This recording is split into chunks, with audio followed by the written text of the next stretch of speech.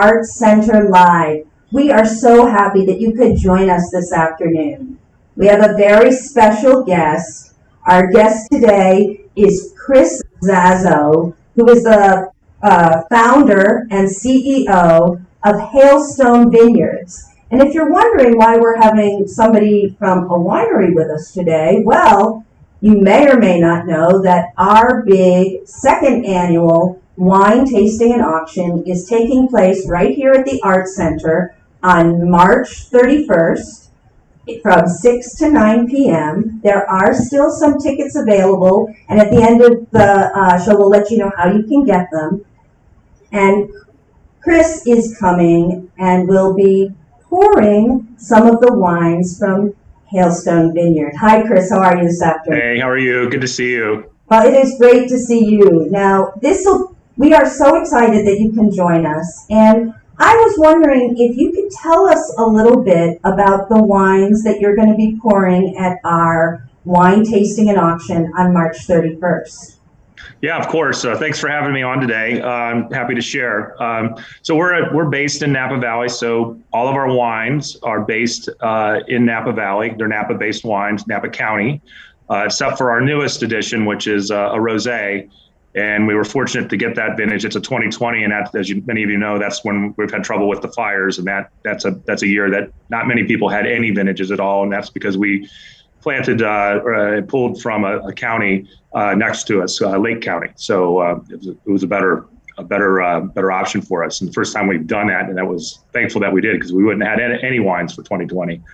So, but we are going to bring that one. That's our rosé. It's a French style rosé, very bone dry, made from Grenache, and it's called Weather Dancer, Hailstone Vineyards Weather Dancer Rosé. All of our names of our wines have something to do with weather, and we'll get into that later about my story of background of how I found myself into fine wine.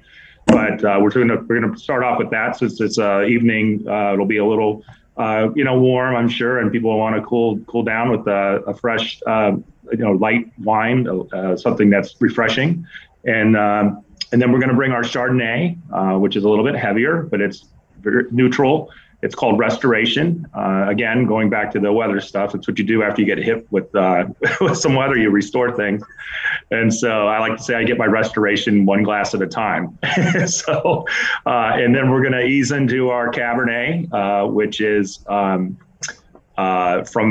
Calistoga, which is North Valley of Napa, a little bit warmer climate up there, and allowed us to produce a really, really nice Cabernet. So we'll be pouring those three wines for you the night of the gala, and we're excited.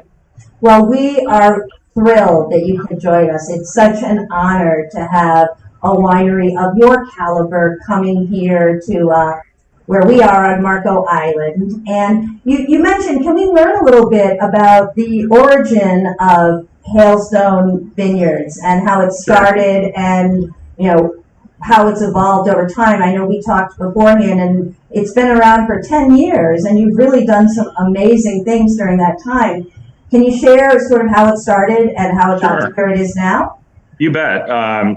Yeah, so I'm born and raised Akron, Ohio. So I was born and raised on a farm, and so my work ethic and my standards and values all stem from being a farm guy, and I was the kid that could never get out of working and could not have a lot of fun until I Tom Sawyered my friends over to my house and helped me spring me, because they had to help get my chores done and my work done before I could go, and then we could go have some fun. But after went to school at Ohio State, and found my way to Dallas, Texas, and got involved with construction, building materials, supplies, that type of thing, and then had an opportunity. My life got impounded by a hailstorm, and so the big giant hailstorms that happen every year in Dallas. You take out your roof, they take out your cars, they take out everything around you, and they're giant. I mean, it's sometimes baseball, grapefruit size hail. And I figured there's got to be a way, that make money off of this stuff. Like insurance companies pay to put this stuff back. And so my main core ended up being a hailstorm restoration contractor in Dallas, in which I started out of my home And then it quickly grew to an office and then a warehouse and then a bigger space. And you know how the story goes. If you're doing something right, keep doing it.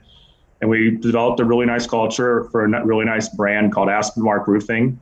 And we grew that company to a sizable company. And then since I've sold it and moved on. But back to the wine journey, that gives you a little background on why the wine is called Hailstone Vineyards, because what I had done for the last 25 years was play with hail and fix what it damaged.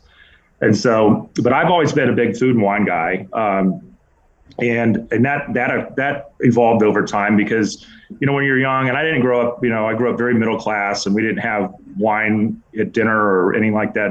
It was never around it. It was, but my upper crust friends that I went to school with, their families kind of introduced me to it, and then fine dining and things like that. So I always said, you know, the definition for me of success was if I could have a glass of wine and a steak on a Saturday night, that was heaven for me, you know, and I could afford to do it. But sometimes I couldn't afford to do it, but we did it anyways. So Hailstone kind of evolved in my mind, but I never really told anybody about my aspirations to actually make wine or be in the wine business until a trip, after many, many trips to Napa and Sonoma. I was with a group of friends one night at a very, very, very nice dinner, and I called my shot just in conversation around the table, and they all looked at me like I was absolutely insane. And I think there's part of me is insane because you have to dream big to get something lifted and then be able to follow it up and back it up. And they laughed me off the table that night and said, I gave them all a chance to invest, and they were laughing. And the next day we kind of sobered up, and it came up again, and they said, you know, how are you going to do this? Are you still making wine out here? And I go, yeah, you bet. And they go, well, what's it going to be called? And I had nothing. I had no name, no nothing. It just came out of my mouth. I go, Hailstone Vineyards. And they just go, that's like too funny. They go, that's what you do in Dallas, and you're going to take that out here and you're going to call wine. And I go, yeah, that's exactly what I'm going to do. So that's how it kind of the inception of it. But then overall, it's just a story of persevering and following your dreams and saying, you know, everybody tells you can't do it, and you find a way. I always said, you know, find a way to say yes. Find a way to say yes. That was one of our business mottos. And, you know, don't tell people no, find a way to say yes, you know. And so I found a way, and then we got lifted in 2012 with one wine, which is our Impact Cabernet that we still make today. And we got a really coveted award that year for that first wine out of the gates, and that really kind of lifted us onto a different level. And then we started making a Chardonnay the following year, and then we went to a reserve cab, then a Sauvignon Blanc a few years later, and now this year our fifth wine is the Weather Dancer Rosé. That is an incredible story, and I commend you on your perseverance, your work ethic, and your vision in making what seems like a dream come true for you. I looked on your website, and there was a quote that said, Hailstone Vineyards is about the atmosphere wine creates. Friendship, sophistication, and good conversation over wine and weather. What inspired that? That was sort of, is it a slogan? How does that speak to you? Why does that phrase alone resonate with you? Well, you know, I love the last word. It's weather.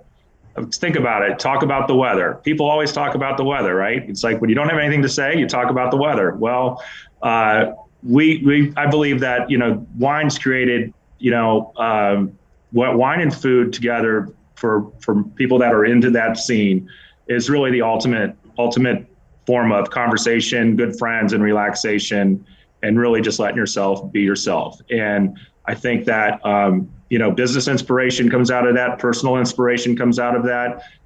You know, all kinds of great things come out of it, and it's almost like therapy, you know. And so I think you and I were talking a little earlier about cooking, and you know, cooking to me is my Zen spot. I open a bottle of wine and just let it rip, and I cook by feel. I don't follow. I'll read recipes for inspiration, but then I just let it go and see where it ends. And that's what I like about it, because there is a beginning and an end to what you're creating versus something going to work every day and you have to repeat it again and again and again and again. So that's what I think really gets me jazzed up about food and wine. And when we create these wines, there's a beginning and end also. I think one of the best days of the process is when we decide what that final blend looks like for that particular year and vintage or varietal with our winemaker. And because you're choosing the palate that for everybody that's going to go into that bottle.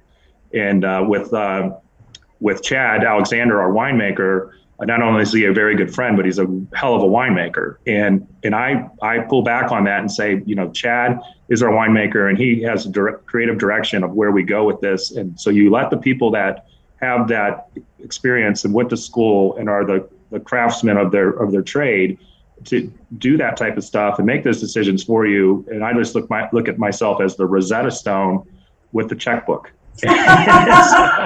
Now, you made an interesting point. You talked about your winemaker having creative vision, and you also used the word craftsman. There is an argument that can be made that wine and the making of wine is an art, or is it a craft? How do you view it? Do you view it as an art? I know some people say, well, it's a craft, you're working with certain conditions and you're replicating it over and over and over again, and art is something that's one and unique. I mean, I wrote an article recently because I think from reading about making wine, and because of this event being at the Art Center, I certainly learned a lot more about wine than I knew before that. I think there's a real argument to say that it is an art, and there is an art to making wine. What do you think? I believe it's both, and here's why. I think that the you can say the art, but I say let's just call it the craft of making wine, because you have to be a craftsman in order to pull it all together and know what you're doing and create that wine. I think after the wine is made, it's art, and that meaning that it's in the bottle. The bottle looks sexy. That's art to me. What's inside the bottle, and when we pour that wine to a glass, that becomes a masterpiece in many ways, depending on the wine and the vintage. Every year is different. What Mother Nature gives you, what they give you, and then it's up to that winemaker to stand and deliver with what Mother Nature gave you in the grapes to form the wine, and then the wine becomes very artful. I agree, because wine, I think, can evoke, as you're drinking it, a sense of sensation, feeling, and I think that's what art often, what people feel when they're looking at beautiful art. Yeah, absolutely. And I think that one of the things that the ancillary things that I learned in this business, not because everybody can hang out and we can look at the finished product and we'll open it up and we'll all have a glass and talk about it and have some fun. But what goes into doing that, I know more about printing, I know more about glass, I know more about corks, I know more about all of these ancillary things. I know freight, there's a lot of logistics and things that go into it, distribution, and then dealing with on-premise the restaurant groups and folks that handle our wines, and so there's a lot to the whole supply chain in wine making. And however, we're just a little winery out in Napa Valley. I live in Yountville, and then we have a tasting room in downtown Napa, which is a collective tasting room with 20 other vintners that look just like us because we're very small production. We're about 1,000 cases a year. So we're very limited, allocated, and it's what we do. And that's what we don't look to grow it any further than this at this time, just because of time constraints. And this is what we are able to manage. But yeah, it's been a lot of fun learning all the way. And as we talk about these 10 years that we've been in business, I've been affected very, very in a bad way. We've had 2 fire years in 17 and 20, and then we had an earthquake back in 14. And so like the track record in the last 10 years, it's not real. 3 of those 10 years we were affected in a bad way. But that's Mother Nature. And then that's also goes back to, get up, dust yourself off and get back in it and keep swinging. And so that's the nature of me and what I've done my entire life. And so, that's not going to keep us down. Well, I wondered about the origin of Hailstone, but I now see that the weather and, as you said, Mother Nature plays a major role in the wine that you create. And whether it's good or bad, it's all part of the process. I just also want to ask you, because it's been sort of an amazing change to reinvent yourself from working in the construction that you talked about to now, having this really remarkable vineyard out in Napa Valley. Who or what has been a major influence on you as you entered this next adventure in your life? Well, the old saying that you're only as good as the company you keep. And I would say it's the company I keep. Those are the folks that are around me most. Some people can say family. I don't have that great of a history with my family. It's just it is what it is. Some are blessed with great family, like my fiance's family. They're wonderful people, and I love to be around them. But I've always kept myself really tightly wound with a lot of great friends. Those friends have been my family growing up. I'm an only child, so I don't have siblings too. So there's a little bit of an island there. So I always had to do it myself. And I, as we said earlier, you either do it right or you don't do it. So but that's been the inspiration. My employees and all the companies that I've owned over the years have been family to me, and they've been inspirational. They've helped jump in and helped, and you just take care of people and you develop culture, and that inspires me, every day, just because of the love and the how people can share selflessly with one another, and we all get to the end point of whether it's making wine or building something or whatever it may be, whatever you're trying to do. That's giving back is a big piece of that too. So being charitable when you're able to do things for others, and that's paramount with us. Well, I can totally relate. I'm also an only child. I once thought of myself as the cheese that stood alone, and I know how important my friends have been. And I also, having gone through the last couple of years with the team here at the Marco Island Center for the Arts, and I call them the A-Team because there aren't even words to describe. They are so incredible. They work so hard. They have put their heart and soul into this place. You don't work here to get rich. You work here because you have a passion for the arts and you want everybody to be able to share, to enjoy. You want to bring the community together and know about the importance of an artful life. So that really speaks to me, and I really, really appreciate you being here with us. To my friends out there, I hope that you'll consider purchasing a ticket to the second annual wine tasting and auction, which will be held March 31st here at the Marco Island Center for the Arts. It's going to be tented in our parking lot. There is an indescribable silent auction as well as a live auction that is such unique wines coming from people's private collection, something that you could not get otherwise. So if you're interested, give us a call, 239-394-4221, or just go to our website, www.marcoislandart.org. Get your tickets. We're happy to help you. And if you're not going to buy a ticket, you can still volunteer. Call that number. We still have spots available for people who want to volunteer. This is just an incredible night, one that everybody had such a good time last year, and we hope that you can join us again this year. Chris, thank you so much for joining us. It was such a pleasure to learn about Hailstone Vineyards, and I can't wait to try those wines on March 31st. To my friends out there, just remember, we're busy here at the Arts Center because, well, we want you to know that we're always preparing for you to cross our door. You are our art family, and we work every day in every way to be your art home. Goodbye, everybody. Thank you.